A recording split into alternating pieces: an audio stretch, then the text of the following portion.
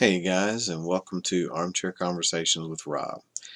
Today, just going to throw about 5 points out there. I've gotten a few questions and um, got some answers for you to play with and some things to think about and just some things to share to keep the juices flowing and keep some kind of connection with you, the audience, and me, sharing those ideas with you and you sharing yours with me.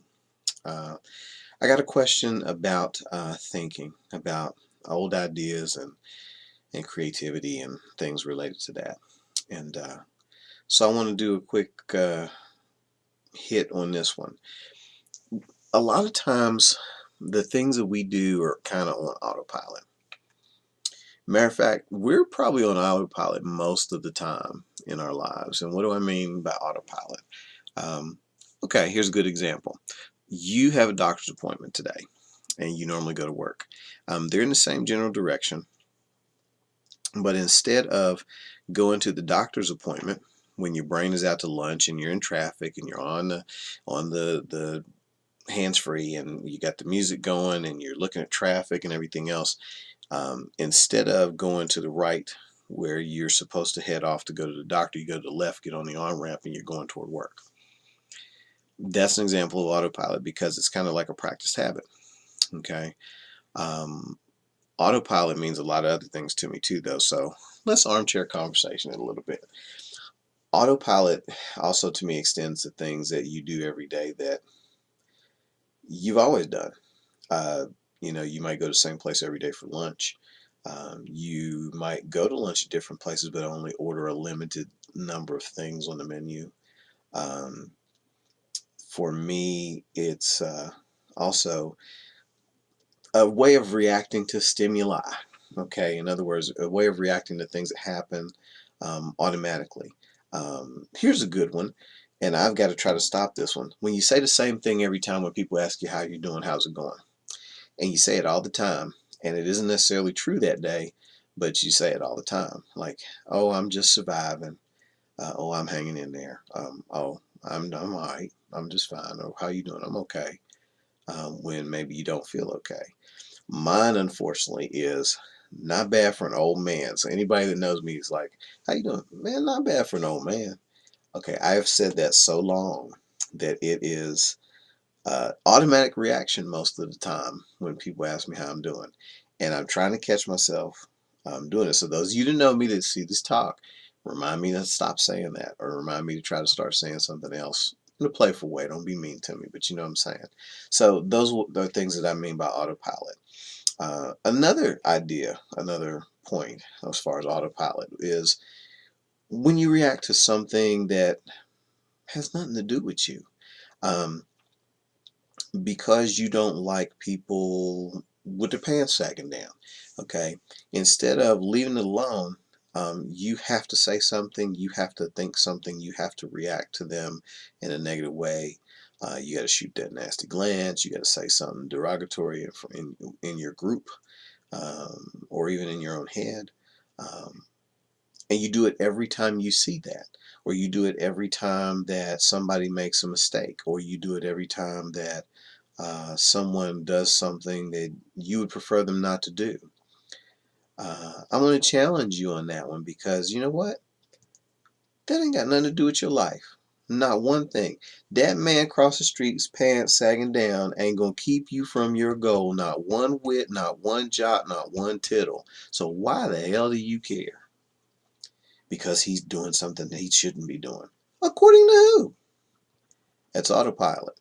You're responding to that because you've decided that it doesn't feel or look or act or gel with what you want. Stop it. Okay.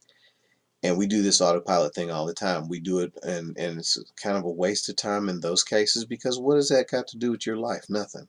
Okay. Or we do autopilot on things that don't serve us. Um, we do the same things every year in terms of what we're doing to what we consider better ourselves, or we don't take the time to change something that could be better because we've always done it this way. Business is rife with this. Okay, we have um, a procedure, and it's obvious that the procedure doesn't work anymore, but we do it because that's what we've always done. Meanwhile, it affects the business. Even if the business isn't driven on money, or it doesn't affect the money of the business, it may affect something else. But this is what I mean by stuff that's kind of on autopilot.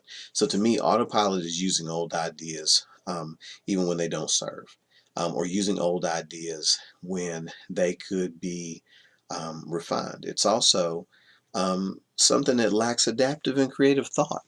And I'm kind of big on adapting and creating, because adapting and creating, it flexes your brain. It gives you better neural connections. One that I probably get on my nerve, I probably get on people's nerves with this one that know me, because I'll say things like, you learned that, you can unlearn it, or you can learn something else. And what I mean by that is there's some scientific studies that have to do with things like learning and neural connections. When you learn to do something, there's a neural connection that's made in the doing of that thing. And that connection can be strengthened, made more efficient, and actually the connections can increase in number, which increases your ability to do that thing the same way every time. It's like building an autopilot.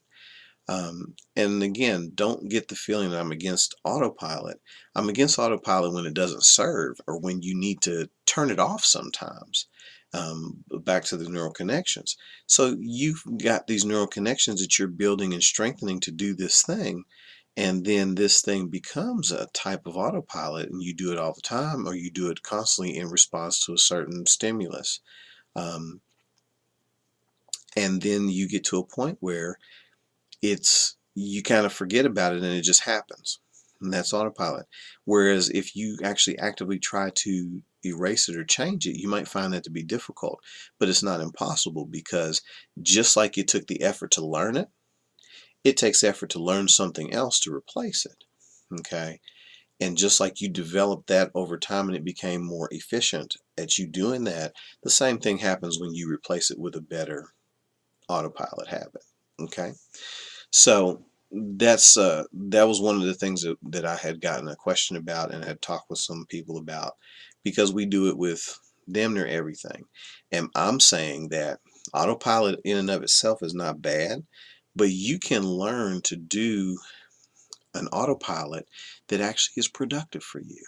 It's just like, okay, you have a knack for making money, okay, and you repeat that consistently. Okay, then you will continue to generate money as long as that thing, that set of rules, that action that you do works. And if you make that something that becomes a habit, you build a strong autopilot with that, then you can kind of just set it and forget it, and you'll keep generating income. Because let's face it, money is something that's very important to most of us. Whoa, what was that? Money is very important to most of us. And so we think about it. So autopilots can be used in that way. You can also use autopilots for telling yourself good things, doing good things with people and for people, responding differently to people, and being more adaptive and creative in how you talk to people and get along with people in your interpersonal relationships. And so that can also be useful and helpful as far as autopilots. So I'm not saying autopilots are bad. I'm just saying that you got to look at them, see if they work, if they're bringing you closer or further away from your goal, and then try to find a way to make it different. Set it and forget it. Okay? So, with that being said, I'll give you a little piece of homework. One of the pieces of homework that I want you to do is I want you to turn off your autopilot sometimes. Because you have some habits that you probably even enjoy that you do every day. Just for, even if you can't do it for a whole day, just a few hours, change your autopilot. Change the things you do on purpose, because this will get your brain to flex. It will get your brain to be more plastic, as plasticity, I think is what they call it. Build new neural connections for new things so that your brain can expand its abilities and its capabilities. So, like for example, go a different way to work. Order something different at lunch. Wear something you normally wouldn't wear, or color that you normally don't wear. Um, Talk to somebody that you normally wouldn't talk to. Strike a conversation with somebody that maybe, we're speaking of work here, maybe in the office you don't really say much to. Just do it. It doesn't have to be dramatic. It doesn't have to be the end all be all. It doesn't have to be the new normal. Just do something different to shake up your everyday routine and turn off the autopilot. Because those type of things, along with other things like playing puzzles and games and doing different things creatively with your brain, opens it up, makes it more flexible and pliable, keeps it younger, keeps it sharper, and gives you more ability to do different things in the future. And so that's that. I'm going to stop that part about autopilot and flexing the brain, but we may come back to it as we're talking about some of the other points. Another thing that I got recently was, people talk about why they can't do stuff. And I was having a conversation with a friend of mine, and they talked about why they couldn't do such and such a thing. I don't even remember what it was, but why they couldn't do it. Pretty much once they said that, it was almost the end of the conversation, because you can ask different kinds of questions. You'll always get an answer, but what you get for an answer may determine whether it's the end or the beginning or the middle or whatever. Because there are empowering questions and disempowering questions. And to me, empowering questions are more open-ended. You're going to get an answer that may lead you to more questioning or more reasoning, more ideas, and could even solve other problems in the process of you open-ended questioning what you're after. So I would say ask how. Ask how you can. Where you might say, and here's another piece of homework, where you might say, why can't I? Start saying, how can I? And then try to get answers. Because when you say, why can't I do this? Well, you can come up with a bunch of answers, but none of them is going to give you the opportunity to move in a different direction or to solve the problem. They're just giving you reasons why you should close the book. Why can't I get this right? Oh, because you're stupid. You've closed the book. Okay. Why can't this be like this? Well, because it's not. You closed the book. And it's a stupid ass answer, but you've closed the book. Okay. So, how can I? So, why can't I make this work? How can I make this work? Even just saying it, you may feel the difference in the possibility thinking that can come of it. So, again, either question will bring you answers. One's more open-ended. It gives you more opportunities to create something else or to even add more information that may take care of other issues, not just the one you're questioning. So, how can I? Instead of why can't I? Okay. Another thing that goes with that, I think, is we were talking about common sense, which is kind of uncommon these days sometimes, because some of the stuff, because society's changing and some of the paradigms and the rules and the thinking is changing, and we're evolving and technology's changing, and philosophy's changing, and there are things that are in existence today that weren't in existence even 10 years ago.